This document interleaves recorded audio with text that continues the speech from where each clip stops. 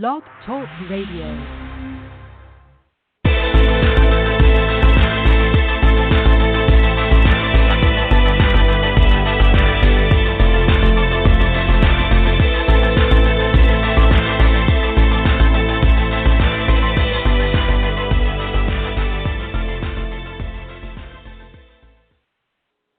Hello and welcome to Virtues of Peace. My name is Hope Elizabeth May. I am joined by Taylor Ackerman. Hello. Michael Buzzy. Hello, everyone. And Randy Olson. Hello again. So last week, August 6th, was the 75th anniversary of the bombing of Hiroshima. Nagasaki was on August 9th. And so last week we began a discussion about nuclear weapons, and we began, if you look at that show or listen to that show, we focused on thinking. The title of that show was A New Manner of Thinking and a Revolution of Thought. And both of those expressions, a new manner of thinking and a revolution of thought, were used respectively by Albert Einstein, who used this phrase, a new manner of thinking, and then Shinzo Hamai used this expression, a revolution of thought. Shinzo Hamai was the first publicly elected mayor of Hiroshima. And after the bombs were dropped, that was the call. We need to think differently. We need a new way of thinking, a new manner of thinking. So we began this discussion through that lens. And how have we been thinking about nuclear weapons? Do we think at all about it? And like the Korean War shows that we have done, and the Korean War is known as the Forgotten War, there's a lot of ignorance about nuclear weapons. And I think there's a number of reasons for that. But what we did last week is start to talk about what is called the normative framework. So this sort of system of laws and initiatives, subcommittees, UN Security Council resolutions, is all of this stuff that has been created with the aim of denuclearization, of just getting rid of these weapons. And so what we did last week is focus on these two cases coming out of the International Court of Justice, which is the judiciary body of the United Nations. One in 1996, which was an advisory opinion on the legality of the threat or use of nuclear weapons. And the other, a more recent case, I think the decision was 2016, but it wasn't really a bona fide decision. None of these cases are actual bona fide decisions. They're kind of just noise, if you will, coming out of the International Court of Justice pertinent to the nuclear issue. So that's where we were. But this week, we hope to do a little bit more discussion about these cases because, quite frankly, you could spend a whole semester talking about either one of these cases from the International Court of Justice. But there's other pieces of this normative framework that we didn't mention last week that we would like to mention this week. And basically the goal here of the international community is to get rid of these weapons. However, the means that we have created to do that, laws, treaties, etc., are not really working. And so this is sort of where we are today. But before I begin, I'll just leave it open to anybody. Anybody want to chime in with that summary or add anything to that from last week?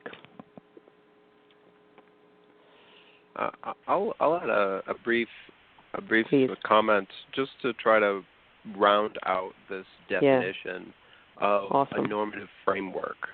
Yeah, that's useful. Thank because you.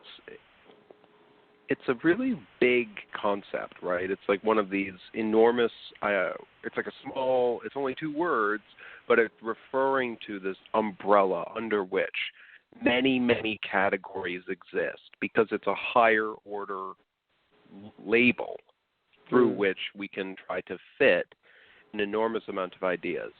So when we think about a framework, we're, just imagine like you're constructing something. So there's the construction of the norms through which we're trying to build a set of agreed, like, established principles and laws and, things within that category. So it's the frame around which all conversations related to, like, the nuclear issue can fit.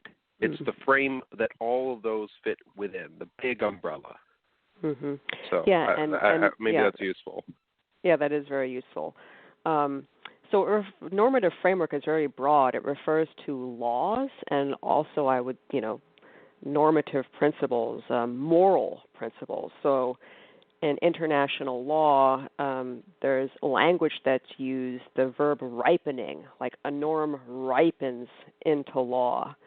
And so a moral principle is not, as we say, fully baked into an actual law. So this is a process of, and I think the other word that's important here that we have stressed throughout this series is organization, right? So the title of this show is Reorganize the World. And so we are trying to organize the world to get rid of nuclear weapons. And to do that, we need to create norms and then implement those norms. That's really the hard work. And of course, memory is extremely important to that work because it's transgenerational. This is not something that happens in someone's lifetime. Anybody else want to add to normative framework, laws, moral principles? Is big stuff here. Any other additions? Sure. I really liked how you mentioned how within this normative framework, memory and the use of individuals understanding why it is important to achieve denuclearization is key to allowing us to achieve that reality, and sort of how I hope that we'll be able to touch on this show that the normative framework around which the United Nations and the international community has tried to achieve denuclearization has sort of stalled through many different ways we can touch on, and that sort of bringing in that, like, re-amplifying that memory of the bombing of Hiroshima, of the bombing of Nagasaki, and why there was such a drive for this in the darkest days of the Cold War to sort of re-implement that into allowing that thought of how horrible it could get to then spur and drive and ripen these norms into us being able to achieve denuclearization. Yeah, thanks for that. And I think also important to our memory, in addition to, like, the facts of Hiroshima, Nagasaki, we mentioned last week, and we'll mention it again this week, the nuclear testing that was done in the Marshall Islands, I think for some, 5 to 7 years. The United States tested 67 nuclear weapons in the Marshall Islands. I think it ended in 1954. So the testing is sort of not in our memory. We're ignorant about that. And I think the average person is ignorant about the important story of the cases at the International Court of Justice, and shall we say the failure? I mean, it's like we have these goals and we create these tools, we create a court, we create treaties, but, like, it's not, these things are not working, and maybe they're not working because not everybody is, like, totally aware of them. I'm always reminded of the preamble to the Universal Declaration of Human Rights, which says the only way to bring this vision to life is, quote, for every person and every institution shall strive to educate and have people respect fundamental rights and freedoms. So, like, every person and every institution has to be totally awake to the issue, and that is not the case with nuclear weapons at all. As we discussed last week, we are all United States citizens, and our education about this issue is, well, it's not where it should be. So hence the show. Anybody else to round out normative framework, memory, what we're remembering, what we're bringing to consciousness here? I would just say right before the show we were talking about positivism and the idea that, like, law, kind of establishes its own set of norms. And, these sort of ideas about what are we trying to accomplish with these treaties and these cases, and what what's the goal here? And I think that's important to ask ourselves, is just because maybe a treaty doesn't necessarily reflect the gravity of nuclear weapons doesn't mean that nuclear weapons aren't a serious threat to humanity. And it's just something to keep in mind in the back of your head, is what are we trying to get at with these treaties, especially if they don't have a lot of weight? What kind of normative statement are we trying to, what set of norms are we trying to put across? Yeah, and this podcast is really about bringing to consciousness these untold stories of the peace through law movement. And to quote Bertha von Suttner again from her memoirs, there is a peace movement. She discovers that when she's 40-something years old. She has no idea until midlife that the world is organizing to create a court, to create a process that gives states a nonviolent way of solving disputes. So Bertha says this is not going to end war, and you could say similarly, this treaty is not going to lead to nuclear disarmament.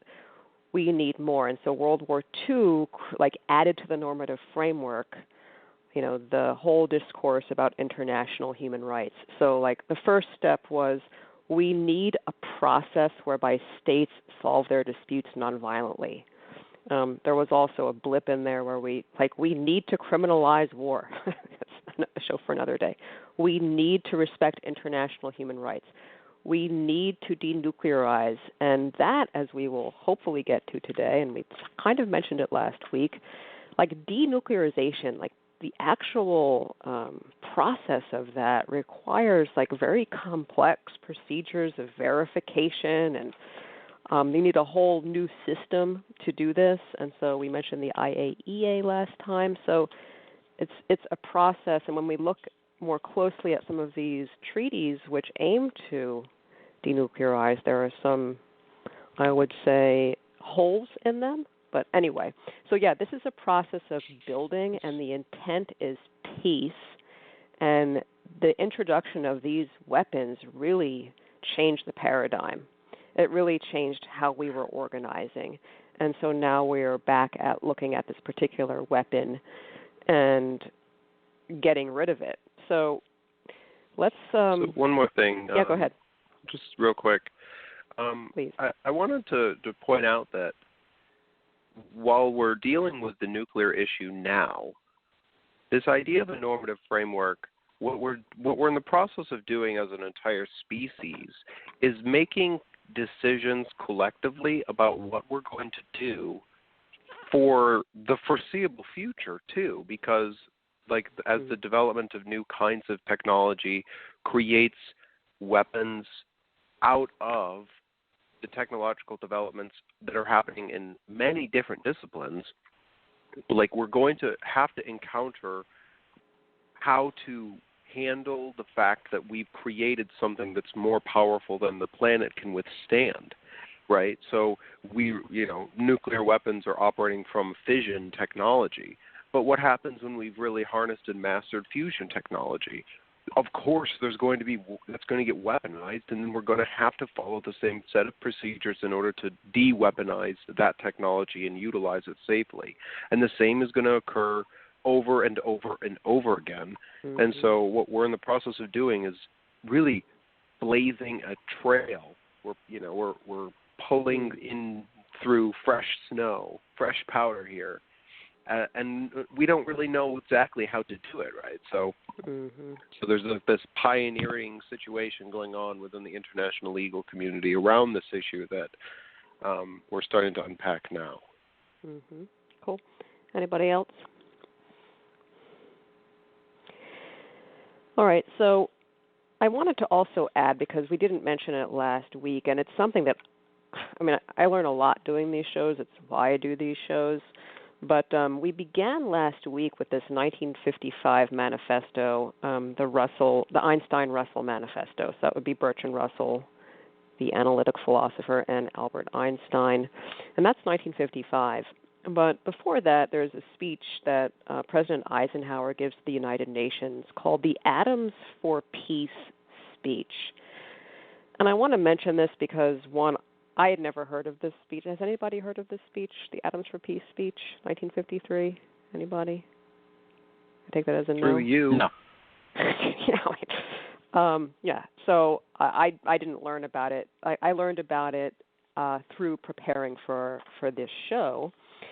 And this is the speech that laid the foundation for the IAEA, because President Howard says we need to create an international organization, and this international organization will steward this new technology to peaceful uses and so forth. So if you Google Atoms for Peace, you can listen to the whole thing. It's about 25 minutes long, but I want to say, to pivot to this Marshall Islands case, which is really important because it's a really important link between the earlier ICJ case on the legality of the threat or use of nuclear weapons and the Non-Proliferation Treaty. I'm sorry if it's technical, we'll get there. But this 1953 speech, which Eisenhower gives to the UN, lays out a new vision that we have to find a way to use this inventiveness that you're really referring to, Randy, this technological progress, this ability of man to keep creating and innovating and harness that for peaceful uses. Okay, and we need an international organization to do that.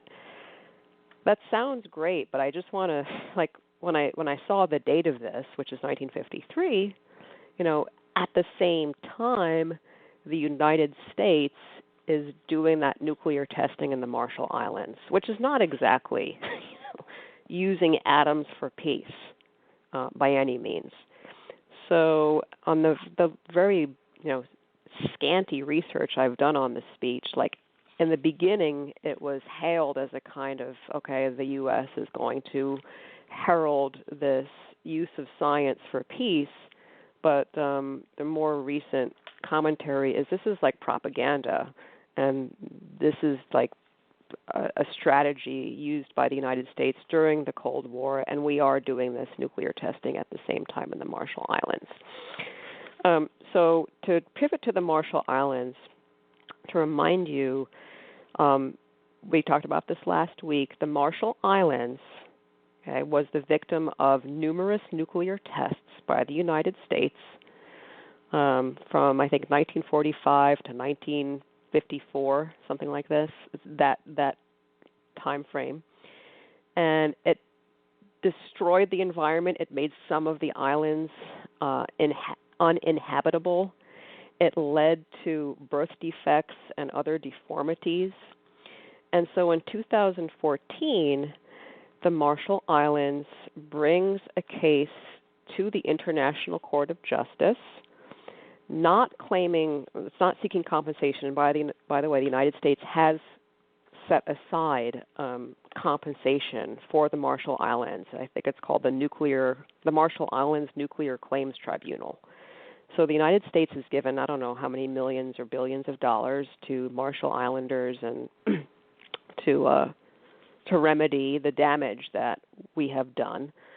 But again, what the Marshall Islands is doing at the International Court of Justice is not seeking compensation. You're going to hear a clip where they say this, but they're just simply asking the court to make the states disarm, as they promised to do in this treaty called the Nuclear Non-Proliferation Treaty. I'm going to play you about a 5-minute clip from Tony de Brum. He has since passed, but he was a force in the anti-nuclear movement, and he is from the Republic of the Marshall Islands, and he is addressing the International Court of Justice. You can watch his whole speech at our show resources page, virtuesofpeace.com.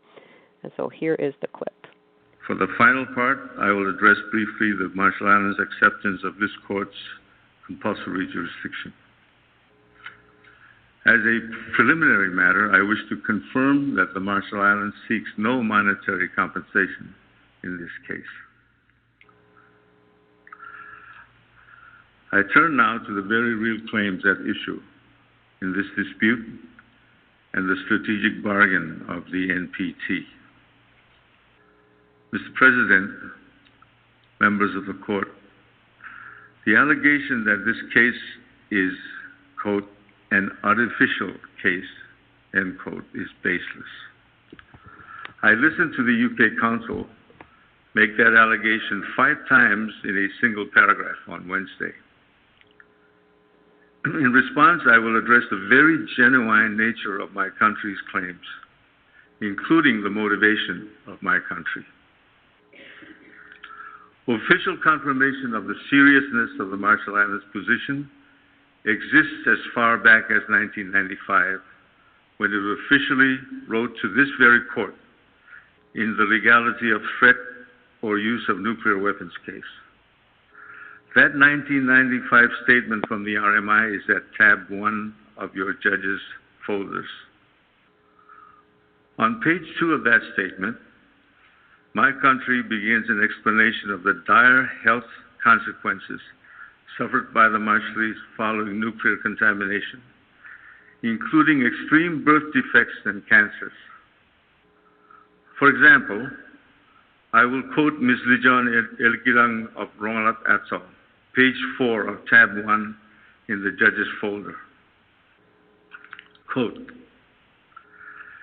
women of the island have given birth to babies that look like blobs of jelly. Some of these things we carry for 8 months, 9 months. There are no legs, no arms, no head, no nothing. Other children are born who will never recognize this world or their own parents. They just lie there with crooked arms and legs and never speak. Already we have 7 such children. End of quote. The statement also describes many tragic losses to the Marshalls. I will not quote those, but they are available for the court's review at tab 1 in the folders. Importantly, also in that file statement, the Marshall Islands links the destruction of its lands and harm to its people from nuclear weapons to its decision to join the NPT as follows. I quote, given its extensive first-hand experience with adverse impact of nuclear weapons, Marshall Islands' decision to ratify the Nuclear Non-Proliferation Treaty this year is understandable. The objective of the treaty of the cessation of the manufacture of nuclear weapons, the liquidation of all their existing stockpiles, and the elimination from national arsenals of nuclear weapons is wholly consistent with the Marshall Islands foreign policy of peaceful coexistence, as well as with the overreaching goal of the international community to achieve global peace. End of quote. Mr. President, members of the court, the allegation by the UK that our claims are artificial is at best mistaken in the extreme. In all seriousness, the Marshall Islands does not go around the world entering into treaties just for fun. It does not give up its legal rights in exchange for no consideration. Briefly, the NPT strategic bargain, quote, quote, was that non-nuclear weapon states would agree to not acquire nuclear weapons, and the existing nuclear weapon states would agree to negotiate in good faith nuclear disarmament and an end to the nuclear arms race. This is described in our application. The RMI eagerly joined the NPT in 1995 as a non-nuclear weapon state, and in return, received the binding legal promise of the state parties to the treaty, including the UK. The fact that the obligation is multilateral does not immunize the UK from a legal action based on its own conduct. Right, so that was Tony de Brum giving a statement to the International Court of Justice. You can look at that section of the proceedings. The proceedings lasted a number of days, but that specific one, which is about 2.5 hours long, is at our show resources page at virtuesofpeace.com. So he is giving a little bit of background here, and we talked about this last week. So going back to this idea of the normative framework, we have the International Court of Justice. We did have this 1996 opinion, which, and by the way, we didn't say this last week, but the court did unanimously state in that opinion that these states, nuclear weapon states, have a duty to disarm, to negotiate disarmament because of the Non-Proliferation Treaty. So that is referred to as the NPT. They've agreed. They promised to do this. And so the court in 1996 said, yes, they do have to do this. So if you fast forward, they're not doing it. Marshall Islands brings the case to say, please, someone, force them to negotiate disarmament. And, well, the United Kingdom was the only nuclear weapon state. He refers to it as the UK, if you couldn't make it out. But the United Kingdom is the only nuclear weapon state that even responded to the Marshall Islands complaint. The United States didn't bother to respond. And the United Kingdom, I don't know, sometimes I think the United Kingdom is like, okay, let's have some fun. I mean, I'm like that sarcastic about it, actually. We'll see how far you can go with this, because we are the United Kingdom and you're the Marshall Islands, and let's see. Because I think, as I said last week, the court really wants to keep this in the political arena, that they don't want it to be a judicial issue. And they want this to be decided on by the states. They don't want to tell the states what to do.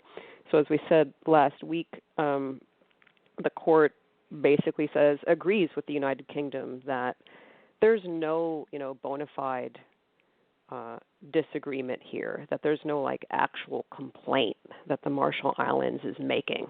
I know that sounds strange, but that is what the court decides. And the other thing that Tony de Brum is getting at, the other part of the argument by the United Kingdom, is that, look, this is a multilateral treaty. We are one party, and so you can't just hold us accountable. It's like we're all doing it, this kind of thing. And you can hear more about that if you watch more of the proceedings. But that's what he's addressing in the clip. What I find striking about the clip is his description, and he is citing this document that they filed in the 1995 case, where you have this testimony of women giving birth to jelly. So that was earlier filed in the 1996 case, and he's referring to that. And I just think that testimony is so striking. And sort of those are the facts that the court is confronted with in that case.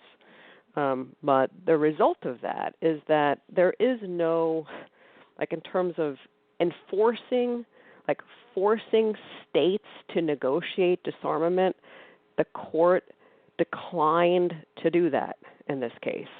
So that's where the, quote, normative framework is. We have this agreement that nuclear weapon states signed and ratified. They promised to denuclearize, and a country complains to the court, to the UN court, to get them to do this, and the court refuses to do so. So I leave it open for comments on where we are with the normative framework, whether that this approach is, points the way to another approach, or any other thoughts anyone may have. Taylor, I'll start with you. Yeah, I'm kind of just ruminating, thinking about the fact that, I guess after listening to that, the fact that even has to be said, that you have to take it to the ICJ, that you have to, I mean, obviously, we want these treaties and we want them but the fact when he was speaking about these I guess the births and the babies coming out like not in human form, and children being disabled and parents having to carry them for 9 months, all because like it really speaks to the danger of these weapons and the fact. I mean, like we can get into the nitty gritty, but I'm still kind of like speechless, if that makes sense. Yeah. That this is even that we have to like go to the court and we have to like fight for this, and Right. Still shocked. Yeah, and again, this is from testing, right? So it's not. So I think sometimes Hiroshima, Nagasaki, and Hiroshima more than Nagasaki sort of monopolizes our imaginations about the nuclear issue, and like this is testing by the United States, and it's included, as I said. This testimony was actually earlier made in the advisory opinion where they filed these documents with that earlier case with the babies being born that were incomplete. But the fact that this actually happens and there's not immediately outrage to stop this, I hear you. Anybody else? Yeah, I would just say that. Oh, go ahead. Oh, thank you. Like Taylor said, they're completely speechless at, and I guess to point to what you said, Hope, that Hiroshima only suffered one bomb. That was one of the first ones ever made in a very low magnitude compared to what was developed later on. And then you have the Marshall Islands, which suffered dozens of tests of increasingly more powerful weapons, and that this is still a reality. And just all of that radioactive material seeped into the environment, and they are still dealing with the impacts of that today. I know that they have something off of one of the atolls that's like the nuclear coffin, and it's this huge saucer-shaped nuclear disc, like nuclear cap that they stored all of the United States, stored all of the radioactive material in. And they covered it with this big cement thing. And then even that is still leaking into the environment from just how much testing was done. And I think that the Marshall Islands case really just shows that the framework that was traditionally developed to lead to denuclearization has really broken down and has failed in the sense that it has not achieved denuclearization by major party states, Russia, the United States, China, that there's no willingness on their part. And I think it even shows when the only state that would even bother to hear the Marshall Islands case was the United Kingdom. And like you said, that it was mainly from just sort of this little Pacific Island nation, like, let's see how far that they can take this. And I agree with Taylor, completely just speechless. Yeah, I have something to say, but Randy, you go first. So, treaties like this are really frustrating for me because, the only thing that's being really enforced by the court in the best case scenario is telling people to come talk. And in terms of enforcement, there's just absolutely no teeth to that because, since the the NPT, geez, can't get the P. The NPT was signed in 1970, right? And and it's like there have been plenty of conversations about it since then. So what's the point? It was like, oh, you have to come talk about this. Well, okay. So over the next 50 years, there have been, how many more treaties since then, which basically people come to the table and say, yep, we're going to stop soon. Yep, we're going to stop soon. And, we've created this whole list that it's like, okay, well, we've been talking for a while, but it turns out nobody's really disarming their nuclear supplies. And, of course, it's a complicated issue. I'm not trying to minimize it. But at the top level, there's just this weak document with no enforcement mechanism and absolutely no reason to really do what you say you're going to do. Like if you don't want to be in the treaty, you just jump out of it, which we're going to talk about. Yeah, and so go ahead, Taylor. Oh, no, I was just going to say, on the other side, I guess that's with any international treaty, but I think there's that power of just like the international shaming that goes into it, sort of the domestic shaming that goes into it. If you break the treaty, there's still like a 1-year withdrawal period, so you still have that time where, they could be called out. But I agree. I feel like, especially for the gravity of nuclear weapons, I would have expected more teeth for the treaty. Well, there are sanctions that the UN Security Council has imposed on, for example, North Korea for doing nuclear testing. But this is outside of the ambit of the treaty. And so this is, again, part of this architecture, this normative framework. And I just want to dial back. I mean, again, like the Marshall Islands is about testing, okay? And so I think we said last time, this NPT, the Non-Proliferation Treaty, like every 5 years, people gather and go, how are we doing? And, it didn't meet. The review conference was supposed to meet this year, and it did not because of COVID. So the last time the international community got together to look at how we're doing was in 2015. But very early on, not very early, but, it was realized that we need to have like a treaty to ban testing. Okay, this is called the Comprehensive Test Ban Treaty. And so, again, it's like another piece in this normative framework, and that still isn't ratified. Yet there are sanctions that the UN Security Council will impose for nuclear weapons testing by North Korea. So, anywho, these norms are also expressed by the Security Council resolutions, which, Taylor, I think you know, whether or not these have the force of law is debatable. Do you agree with that claim that it is debatable whether a UN Security Council resolution has the force of law?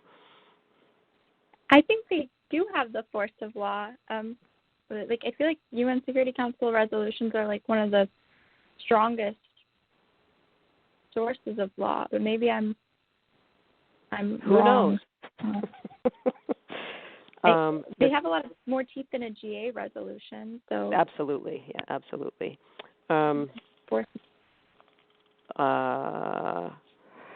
So it's not a judicial remedy. Do you agree with that? Yes. Okay, just checking.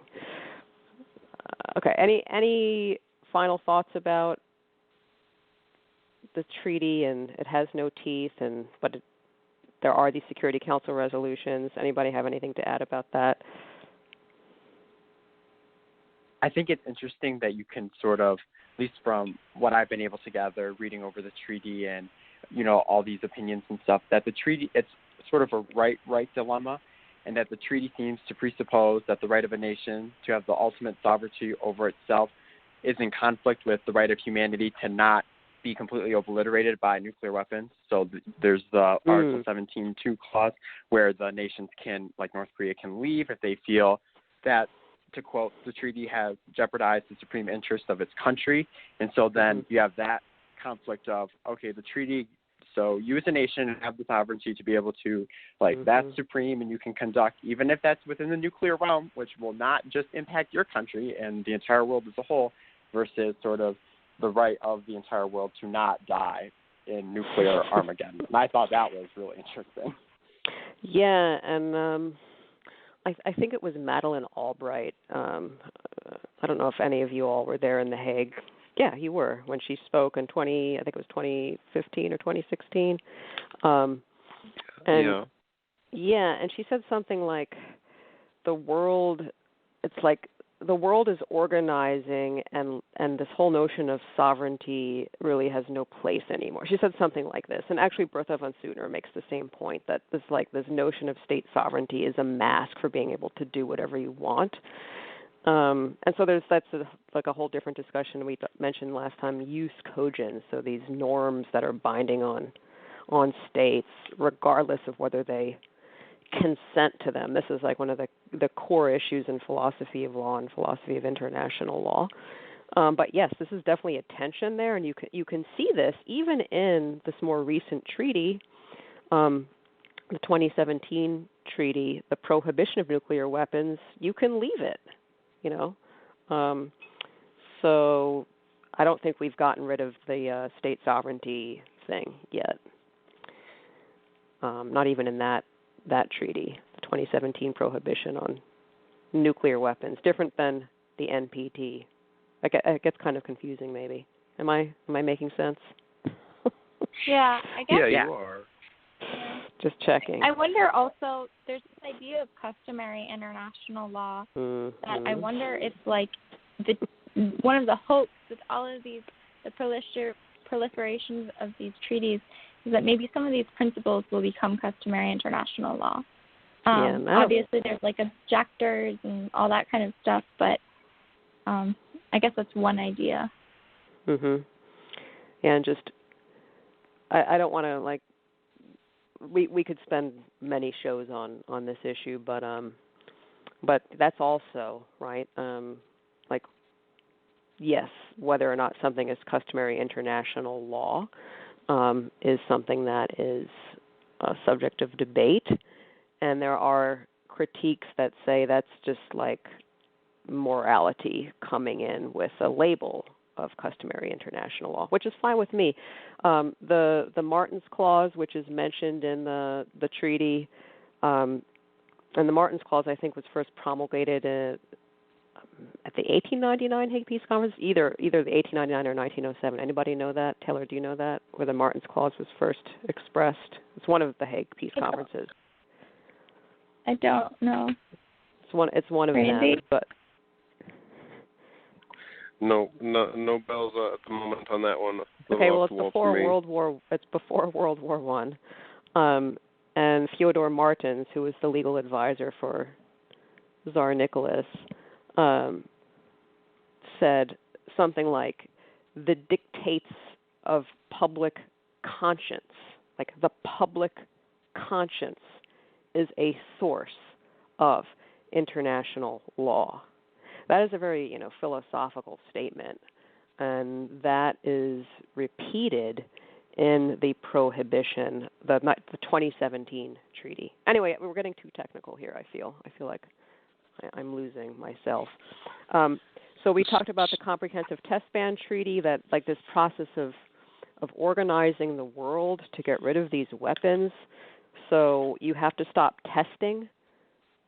We haven't ratified that treaty. So, like, technically, if you're a positivist, if you want, like, an actual, like, concrete law to tell you what is right and wrong, technically, you can. If you go for a different philosophy of law, and it's like it's customary international law not to test these weapons, different outcome. So the other treaty that we've been mentioning, this more recent treaty, the 2017 Treaty on the Prohibition of Nuclear Weapons. I mean, this is very interesting. And there are no nuclear weapon states. So U.S., UK, China, Russia, Israel, India, Pakistan. None of these, and definitely not North Korea, none of these states have signed this treaty. Okay, they won't go near it. So you have, most of the signatories are these smaller non-nuclear weapon states, number one. Number two, the background of this treaty is we need to focus on the humanitarian consequences. So this clip that we played by Tony de Brum stressing like what actually happens to the human being. There's also a lot of harm to the environment. So if you're an environmental activist, you're going to want to care about nuclear testing and the elimination of these weapons. But in any case, the humanitarian considerations. Let's talk about how this impacts the body and use that as the focal point rather than, focusing on the number of weapons and drawing down the nuclear arsenal. So it's a different point of emphasis. It's a different way of framing it. And also, this is a totally new treaty. So this is 2017. It has not entered into force, so it's not fully baked. When I teach this, it's like when you marry someone, you have the engagement period. So it's like a good faith promise. We are going to get married, but you're not legally married yet. The legal relationship has not ripened, if you will. So that happens upon marriage, and the same thing happens with international treaties. There's a kind of engagement, like, yes, I the United States, will eventually, implement and bring to life this treaty in my country, but it's a long process. So with the Treaty on the Prohibition of Nuclear Weapons, it's like an engagement of non-nuclear weapon states to the treaty, and no nuclear weapon states are even, coming close to this one. Anybody, any comments on just the fact of the treaty and the fact that no nuclear weapon states are signing on to this one? Going once. It's not surprising, like it's left everybody's sphere of consciousness, right? During the Cold War, everybody was on board to show their support so they could be on the good team, but now nobody really seems to pay attention to nuclear weapons, so there's no public pressure to sign on to something that would potentially be, a shackle in times of like conflict. Mm-hmm. Michael, did you want to? Oh, sorry. Oh, I don't know who's trying to talk here. Oh, it's Taylor. Sorry. Go ahead. There you are. I wonder, because there are these withdrawal clauses, it kind of makes it weak for non-nuclear states. If they do want to become a nuclear power later on, they can just leave the treaty. But it is a positive step that already four states have ratified or ceded to the treaty in August of this year. So there is sort of normative growth among the international community that I think as more and more states hopefully accede and ratify, that there will be more pressure on these nuclear powers or more condemnation from non-nuclear states to take steps to denuclearize. Mm-hmm. Yeah, so it's a start, and I can't help but think of, other norms that took time to ripen domestically, like anti-slavery, and how insane people thought William Lloyd Garrison was to suggest that this was a violation of, God's law. And he was, assaulted and vilified. And, of course, it's totally, it is the custom and it is law now. So, yeah, that's a sign of hope that we have 4 states walking this path. And, Michael, did you have anything to add? Yeah, on the Treaty on the Prohibition of Nuclear Weapons, since all of the no nuclear states have signed themselves up to adhere to the rules of this treaty, that they are sort of all in this stalemate sort of state waiting for one state to go first, because in international relations, no one wants to be the one on the weaker hand, especially when it comes to nuclear weapons. So, if I'm going to have them, or if you're going to have them, I might as well have them as well. So it will be just mutually assured destruction if anything were to happen. So if it'd sort of be one would have to go first, and then create a climate of trust, and then sort of and believe that, okay, we could all travel down this road together and get rid of these weapons. But it would definitely have to be a very cohesive movement, and if not, then they will all just continue to see which one will cave first. Mm-hmm. And again, like where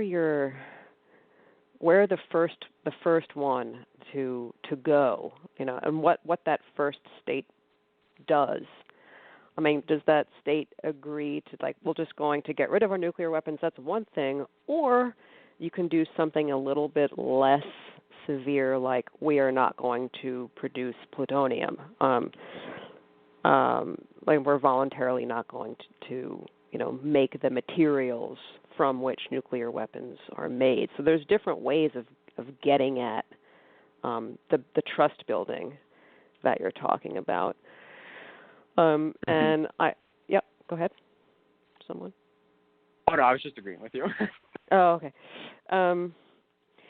So we have, maybe 10, 15 minutes left, and I want to pivot. We've been talking about the Treaty on the Prohibition of Nuclear Weapons. We did mention that you always have the right to withdraw from these treaties. You sign them, you can withdraw from them. This is what North Korea did. North Korea was a signatory of the Non-Proliferation Treaty, and they withdrew, as was their right. And any state, I guess, can do this unless you're going to make the argument, as Taylor, I think, was hinting at, like, well, this is customary international law now, so everybody's sort of beholden. But I don't think we're there yet. And the other thing I want to mention is a new approach taken by the United States. Again, I knew nothing about this until I started, researching for this show. But there is the new approach by the United States, which was announced at, it's called the Preparatory Commission. So if you are familiar with the United Nations infrastructure, bureaucracy, you always have like prep-coms and preparatory meetings. So this was at the preparatory meeting for the 2020 review conference of the Non-Proliferation Treaty, which didn't happen because of COVID. But anyway, people are getting together, they are preparing for this meeting, and they're issuing statements. And the United States there at one of these PrepCom meetings issues this new statement. And you can download this on our show resources page at virtuesofpeace.com. It was originally called Creating the Conditions. If you look at the original document, it's not creating the environment. It's called Creating the Conditions for Nuclear Disarmament. And the stuff that I've read said that was just a no-go because people were like, oh, is the United States now sort of requiring and mandating that certain conditions be met for it to disarm? So the word conditions was replaced for environment, which was less offensive. So this is called Creating the Environment for Nuclear Disarmament, also known as CEND, C-E-N-D. And basically what the United States is saying now is, look, the NPT, that whole way of doing it, is a non-starter. And people are not happy about this because this has been the way that we've been doing this since 1970. But now it's like, look, there are certain conditions or there's a certain environment that has to exist in order for states to denuclearize. And we are not at that environment. In fact, the environment is worse than it has ever been. Some people have taken issue with that critique, but in any case, now at least the United States and other states are agreeing, such as the Netherlands, that, okay, we can't denuclearize just yet. We have to focus on creating the conditions for denuclearization. And this goes to your comment, Michael, also about creating trust. We have to, create this environment of cooperation so that we're not going to even think about using nuclear weapons because we're all engaged in a cooperative venture. So just the sort of thinking that's coming out of this new approach by the United States. So again, the United States is not signing on to the new treaty, the 2017 Treaty on the Prohibition of Nuclear Weapons, and they seem to be departing from the Non-Proliferation Treaty and laying out a new path of organization for this normative framework where we focus on creating the conditions. You guys want to say anything about that new approach? It's just my digestive system keeps getting, frustrated by just kicking the ball down the road further. It's like okay, so we're not going to play ball. We're going to say we don't like your game. We're going to play our own game. I mean, maybe that's the right move, but for a person who is not very I'm not well informed on international law in the world. There's so much to pay attention to, and that's not the sphere that I'm very I'm not there all the time. Hearing that is just a big slap in the face. Yeah, it seems to be kicking the can down the road and just sort of rhetoric. Also, the U.S. Yeah. Mhm. Oh, sorry, Hope. Sorry, I didn't mean to interrupt. No, please. I beg of you. The U.S. isn't really following what it's preaching with the conditions. It's not making substantive steps, taking substantive steps to achieve a world that would meet those conditions. It seems like it's almost doing the opposite in terms of its geopolitical strategy and its diplomacy. Yeah, insofar as it is doing things that are not creating an environment of cooperation and trust. Yeah, definitely. Yeah. If you look at its recent moves with the UN and the way it's sort of allowed TAP to fail in a lot of different situations, it seems almost like the U.S. is trying to create a condition, trying to create the environment where it cannot, or it can say we can't denuclearize because we're in this environment, which is completely of its own making. Yeah, and I want to just go back to the ICJ opinion of 1996 for a minute, and I think we talked more about this in the last show.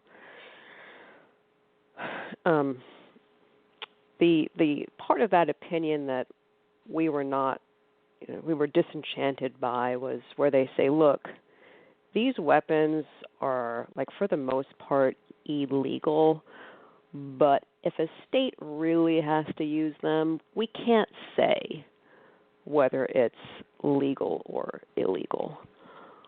And this goes to, the fact-intensive nature of law, and I think that same fact-intensive nature is also at the level of policy, even more more fact-intensive. So the court is saying, look, this is something for the states to do on their own.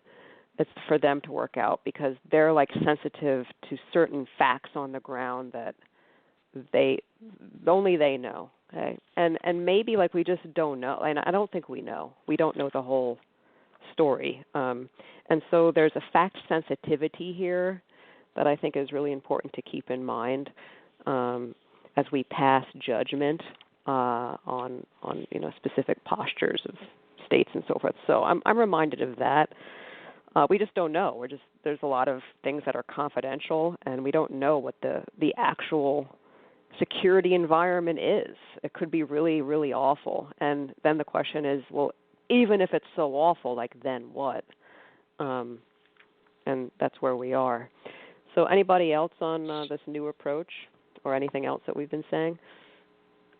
Well, I just want to make a quick comparison. I can understand why, the International Court of Justice wouldn't want to say conclusively that the use of extraordinarily deadly, Armageddon-level weaponry is a bad idea.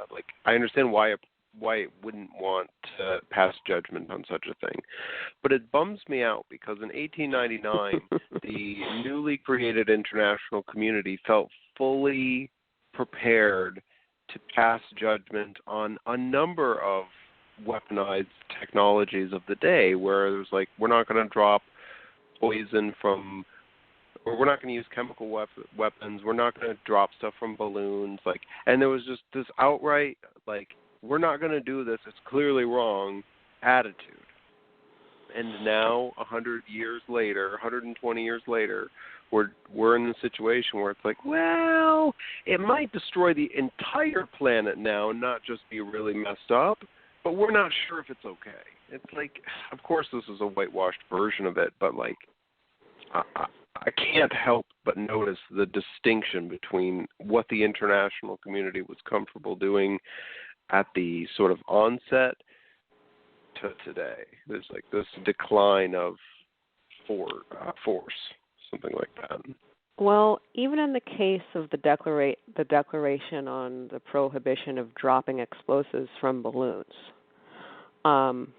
if you read the United States position on that, they basically, the reason why that was agreed to is not solely because of any, horrible humanitarian consequences or anything like that of dropping things from the sky. No. It was because strategically these are not very, viable weapons because you can't steer them. And you have the United States saying, look, this is okay for now because we can't really steer hot air balloons. But once, I think it's called dirigibility, steerability is developed, it's we need to revisit this. This is not an outright ban. And then when steerability was developed, you had a number of states leaving that agreement.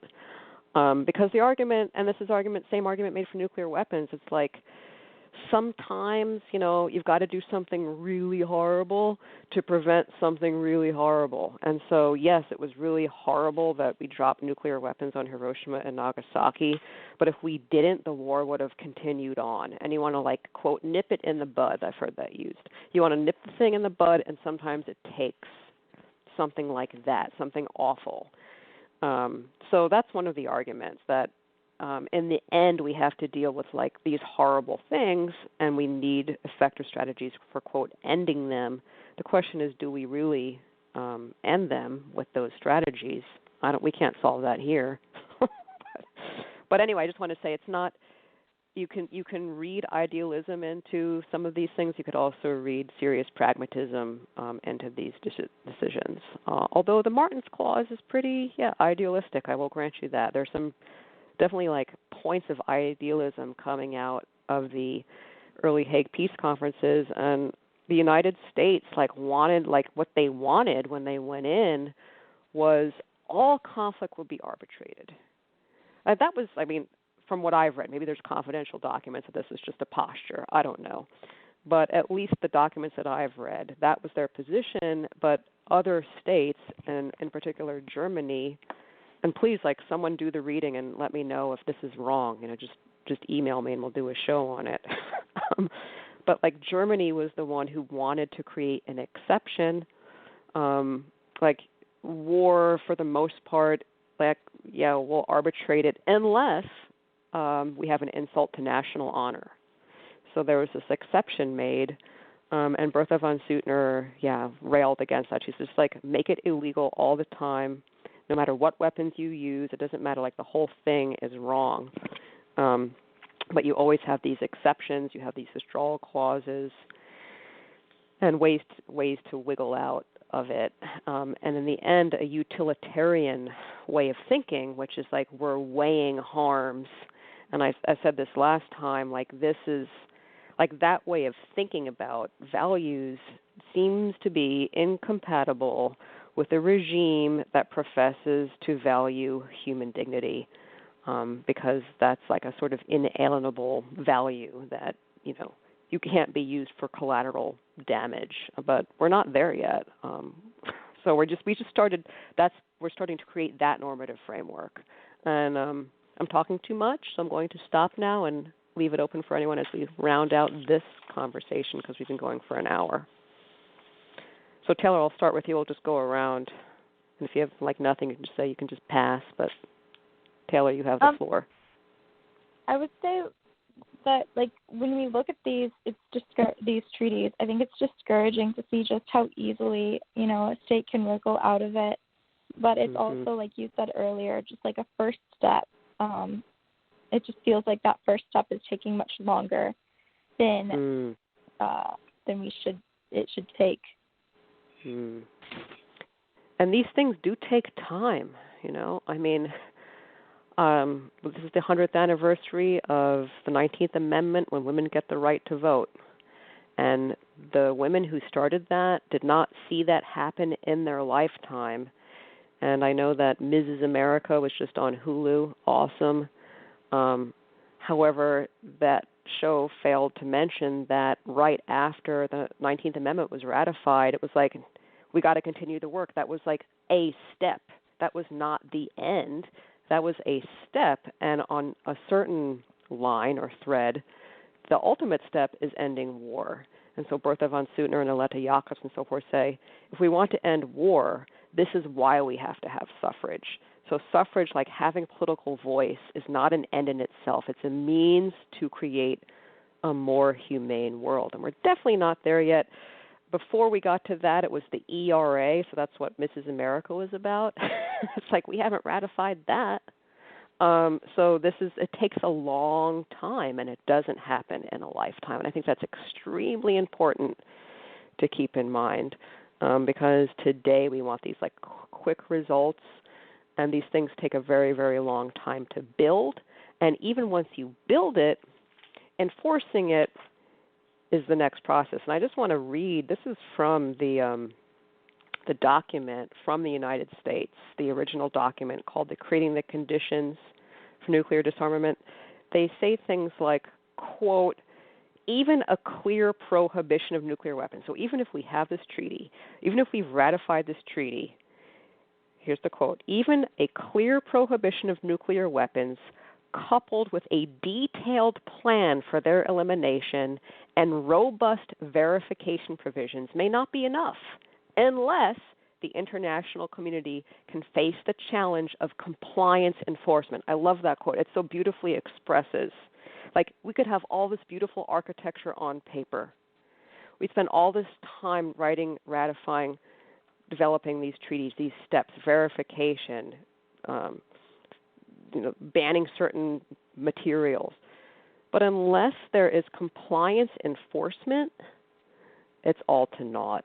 And I just think that, right, we can spend all our time doing this, but then there has to be enforcement. And I think that has a lot to do with memory and what each generation knows it's inheriting in the first place, right? The normative framework that you are inheriting, I think is extremely important. That's also in the preamble to the Universal Declaration of Human Rights. Not that language, but the idea. I'd like to hop in at that point. Okay. It's just what you just said reminds me of something we've echoed over many shows. This thing written by Elihu Root, and it's like it's stressing the requirement for individuals to have a functional understanding of their obligations to the international community. And it's like that's really where we have to move. So the laws, the treaties, they're good. They're setting a precedent. We're moving in the right direction. But until the individuals all over the world really have a firm internalized understanding of their personal individual responsibility within the realm of international relations and international diplomacy, it's not going to really sink into the place it needs to. So yeah, I think that's thank you for making that point. And so this is this process of education for just basic literacy about international law. Like that's really what Elihu Root is calling for, and that the call for that is kind of shifted. Like the Universal Declaration of Human Rights says that basically doesn't use the phrase international law. It focuses on human rights. So, but yeah, there has to be this like basic minimal understanding of this normative framework, this machinery, and quite frankly, I'm trying, like in my midlife as I'm a professor and lawyer, I don't understand it. and it's a process of understanding it, and I thank you all for helping me process my ignorance. So, Michael, last thoughts. Oh, so many profound things we touched on during the show. And I think just in the terms of the international framework, that the treaties stipulate, this ability of nations to exact their sovereignty and leave. Yes, that's very frustrating because then it doesn't seem like any of these treaties have teeth, which would enforce countries to abide by what they're signing up for. But it's sort of that sovereignty component that sort of gets the ball rolling, and countries see it as sort of an ability to even get them to consider such things. And so I definitely agree, more work to be done. But I think your point of 100 years ago, the 19th Amendment was ratified, women gained the right to vote, and that the individuals who started that long, arduous process did not live to see its completion. And I feel that the work that bringing yourself to understand international law, bringing to memory the people of the Marshall Islands and the 2 bombs dropped on Japan in World War II, that educating yourself as an individual and plugging yourself into this idea of we are all people, global citizenship, that these weapons should not exist for any reason, and that just these little steps we can do as individuals and hopefully bring other individuals to that fold, that progress will continue to march forward on this front. Yeah, so there's definitely this epistemological duty. So epistemological, if you're not familiar, it's a term in philosophy. It means like of or having to do with knowledge. So there's like a duty to know, a duty to seek out, a duty to educate yourself on this thing, and where you, quote, enter the forest, like that's up to you where you begin the narrative. We mentioned suffrage. I also want to say, like in other shows, we mentioned, the whole thing about the emancipation of slaves is still has not been met, and the holiday of Juneteenth is about like the process of the labor of bringing to life that vision, and what do we mean by emancipation and liberty. And I would say we are not there yet either. This is a task that falls onto all of us, and you have a duty to know about the work that's been done, not only to see like what you're inheriting, but to be inspired by the people who've worked on this.